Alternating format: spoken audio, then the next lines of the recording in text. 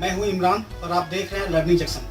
इस वीडियो में मैं आपको ये बताऊंगा कि इंटरनेट बैंकिंग कैसे यूज़ करते हैं, इसका यूजर आईडी कैसे बनाते हैं, इसका पासवर्ड कैसे बनाते हैं, उसके बाद से इसके पासवर्ड अगर आप भूल गए तो कैसे फॉरवर्ड करेंगे पासवर्ड को, फंड ट्रांसफ़र कैसे करेंगे। मेन हमारा फोकस है फंड ट्रांसफ़र के ऊपर। अभी भी इंडिया में बहुत सारे ऐसे लोग हैं, 80 से 90% लोग जो इंटरनेट बैंकिंग के बारे में नहीं जानते हैं। इंटरनेट बैंकिंग एक बहुत ही अच्छा सर्विस है बैंक की तरफ से, जिससे आप किसी को भी पैसे ट्रांसफ़र कर सकते हैं, किसी भी बैंक में ट्रांसफ़र कर सकते हैं। इसमें एक IMPS बोल के एक सर्विस आता है जो तुरंत क्विक ट्रांसफ़र होता है फंड। तो इसके बारे में मैं आपको इस वीडियो में बताऊँगा, तो प्लीज़ ये वीडियो पूरा देखें।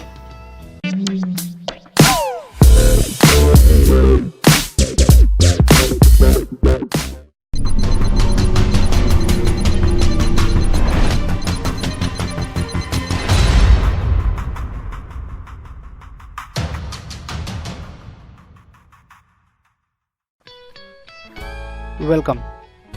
इंटरनेट बैंकिंग के चौथे क्लास में आपका स्वागत है। तो चलिए शुरू करने से पहले मैं आपको फिर से एक बार बता दूं कि अगर आपने अब तक हमारा लर्निंग जंक्शन चैनल सब्सक्राइब नहीं किया है तो प्लीज़ यहाँ पर क्लिक करके सब्सक्राइब कर लें, या तो फिर वीडियो प्ले होने के बाद यहाँ नीचे में सब्सक्राइब का बटन आता है, यहाँ पर क्लिक करके सब्सक्राइब कर लें। और अगर आपने ऑलरेडी सब्सक्राइब कर लिया है तो इसके लिए बहुत बहुत शुक्रिया। या तो फिर आप हमारे वेबसाइट learningjunction.com पर विजिट कर सकते हैं और यहाँ भी बहुत सारी जानकारी है, यहाँ से भी जानकारी हासिल कर सकते हैं।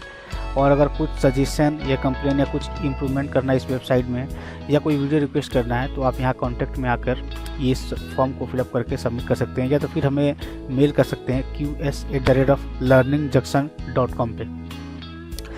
तो हमने लास्ट 3 क्लास में ये सीखा था कि हमें इंटरनेट बैंकिंग यूज करने के लिए किस किस चीज़ की ज़रूरत पड़ती है, और उसके बाद फिर हमने सीखा था कि पासवर्ड को कैसे सेट करते हैं, कैसे बनाते हैं। उसके बाद फिर हमने वेबसाइट का IDBI बैंक का होम पेज का हमने लॉगिन करने के बाद जो होम पेज खुला हमारा, उसके बारे में हमने कुछ जानकारी हासिल की।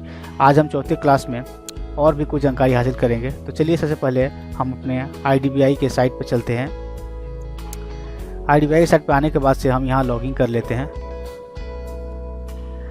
कंटिन्यू टू लॉगिन पर क्लिक करके अपना यूजर आईडी पासवर्ड दे देते हैं।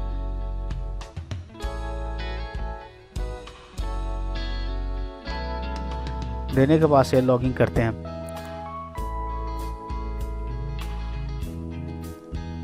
अभी हमारा होम पेज खुल गया इंटरनेट बैंकिंग का। तो हमने अब तक जाना ये ऊपर वाले टैब के बारे में, password, request, mail, customize, logout के बारे में, फिर अकाउंट, मेल, कार्ड, पेमेंट, ये सब के बारे में, रिचार्ज तक हमने जान लिया। अभी हम यहाँ से शुरू करते हैं। ये है हमारा ऑपरेटिव अकाउंट। ऑपरेटिव अकाउंट में क्या है कि हमने हमारे अकाउंट का नंबर क्या है, अकाउंट का नाम, उसके बाद से करेंसी, कितना अमाउंट अवेलेबल बैलेंस है, लेजर बैलेंस है, ये सब इसमें शो करता है। फिर डिपॉजिट अकाउंट में हमने फिक्स डिपॉजिट की है, रेकरिंग डिपॉजिट की है, वो सब यहाँ पर शो करता है। फिर लोन अकाउंट में क्या है कि अगर आपने कोई लोन ली हुई है बैंक से तो इसमें शो करेगा। आपका PF अकाउंट है तो यहाँ पर शो करेगा। NPS अकाउंट है तो यहाँ शो करेगा। और बाकी यहाँ सारी यहाँ ऑल अकाउंट पर क्लिक करेंगे तो यहाँ पूरी अकाउंट यहाँ पर शो करेगा। तो यहाँ पर इसमें ये है। तो हमें बेसिकली ज़्यादातर ऑपरेटिव अकाउंट ही यूज़ करना होता है, तो हम इसको ही यूज़ करेंगे। उसके बाद इसके नीचे आते हैं तो यहाँ पर बैंक का SMS हमेशा आते रहता है, अलर्ट बोल के। तो अभी यहाँ पर अलर्ट ये है कि ऑनलाइन शॉपिंग पासवर्ड, मतलब OSP is mandatory for all net banking. मतलब कोई भी अगर नेट बैंकिंग से ट्रांजेक्शन करते हैं तो OSP मतलब ऑनलाइन शॉपिंग पासवर्ड की ज़रूरत पड़ेगी। ये पासवर्ड हमारे मोबाइल नंबर पर सेंड किया जाएगा जब भी आप यहाँ पर क्लिक करके, यहाँ देखिए जनरेट OSP ई-कॉम टेक्स्ट, मतलब ई-कॉमर्स ट्रांजैक्शन पासवर्ड। अगर आप जब भी जनरेट करेंगे तो आपके मोबाइल पे एक पासवर्ड जाएगी जो कि 24 घंटे के लिए वैलिड होती है। फिर 24 घंटे बाद एक्सपायर, मतलब एक दिन के बाद फिर एक्सपायर हो जाएगी, फिर दूसरे दिन नया बनाना पड़ेगा। उसके बाद देखिए यहाँ पर हमारा लॉगिन पासवर्ड का एक्सपायरी डेट दिखा रहा है। फिर यहाँ देखिए ट्रांजैक्शन पासवर्ड का एक्सपायरी डेट दिखा रहा है। ये एक्सपायर होने से पहले आपको चेंज कर लेना होगा। अगर बैंक से कोई मेल आता है तो यहाँ अनरीड मेल में यहाँ शो करेगा। अगर आपका यहाँ पर सबसे पहले मैंने जैसे बिल में बताया था कि अगर आपको बिल पे करना है तो यहाँ पर आपको उसका बेनिफिशियरी बनाना पड़ेगा। तो अगर आप बिल पे करते हैं तो अगर कोई ड्यू रहता है तो वहाँ पर शो करता है यहाँ बिल ड्यू, ठीक है। उसके बाद देखिए यहाँ पर भी बैंक का SMS आता है। SMS means alert. अगर कोई कुछ नया अगर बैंक की तरफ से होता है तो यहाँ पर उसको अलर्ट आ जाएगा। यहाँ पर आप नाउ मोर पर क्लिक करके पढ़ सकते हैं। उसके बाद यहाँ देखिए क्यू लिंक में क्या है। सबसे ऊपर OSP जनरेट करने के लिए है। OSP मतलब क्या कि वही जो ऑनलाइन शॉपिंग पासवर्ड, अगर आपको ऑनलाइन शॉपिंग करना है या ऑनलाइन कोई भी ट्रांजैक्शन करना है तो आपको ये पासवर्ड चाहिए ही चाहिए। उसके बाद आप यहाँ पर से ऑनलाइन टैक्स चालान भी भर सकते हैं। उसके बाद से आप 26A फॉर्म भी यहाँ से देख सकते हैं, इनकम टैक्स भर सकते हैं। अगर आपको रजिस्टर मोबाइल बैंकिंग, अगर इंटरनेट मोबाइल बैंकिंग आपको करना है तो यहाँ पर रजिस्टर्ड करना होगा। लॉयल्टी पॉइंट यहाँ से चेक कर सकते हैं। लॉयल्टी पॉइंट क्या है कि अगर आप जब भी आप कोई ना कोई शॉपिंग करते हैं अपने डेबिट कार्ड के थ्रू स्वाइप करा के, तो यहाँ पर कुछ ना कुछ पॉइंट ऐड होते हैं, तो यहाँ से चेक कर सकते हैं। होस्टिंग भी यहाँ से चेक कर सकते हैं। अगर प्रधानमंत्री का बीमा योजना अगर आपको करना है तो आप यहाँ पर क्लिक करके वो कर सकते हैं। उसके बाद देखिए यहाँ पर सेलेक्ट में अकाउंट का यहाँ पर कुछ सर्विस है जो कि आप डायरेक्ट उस पेज पर विजिट कर सकते हैं। जैसे यहाँ पर मैंने क्लिक किया तो यहाँ देखिए अकाउंट का डिटेल है, अकाउंट का स्टेटमेंट, मिनी स्टेटमेंट, चेक को स्टॉप करना है, स्टेटस जानना है, क्लियरिंग डिटेल जानना है, ओवरड्राफ्ट, ये सारे डिटेल यहाँ पर क्लिक करके डायरेक्ट जा सकते हैं। जैसे मिनी स्टेटमेंट मैंने क्लिक किया, गो पे जब मैंने क्लिक करूँगा तो डायरेक्ट मिनी स्टेटमेंट में मैं यहाँ आ जाऊँगा। ठीक है, तो इस तरह ही है।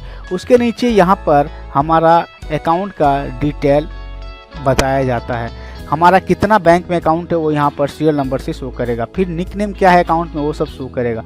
अकाउंट नंबर, उसके बाद से branch name, account type saving है या सैलरी अकाउंट है या फिर करंट अकाउंट है वो शो करेगा। फिर करेंसी क्या है वो शो करेगा। अवेलेबल बैलेंस क्या है और अकाउंट का अवेलेबल बैलेंस और अकाउंट का बैलेंस दोनों यहाँ पर शो करेगा।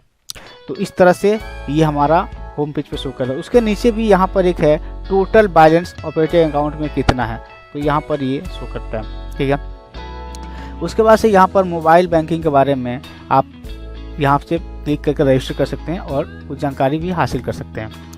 तो ये रहा हमारा होम पेज का पूरी डिटेल, हमने 2 क्लास में बता दी। ये हमारा चौथा क्लास है। तो आज हमने ये होम पेज, हमारा इंटरनेट बैंकिंग के होम पेज के बारे में हमने पूरी जानकारी हासिल कर ली। अब नेक्स्ट क्लास में हम ये जानेंगे कि फ़ंड ट्रांसफ़र कैसे करते हैं। तो फ़ंड ट्रांसफ़र के बारे में और OSP जनरेट करके ऑनलाइन शॉपिंग करने के बारे में हम सीखेंगे। तो आज का क्लास हम यही ख़त्म करते हैं।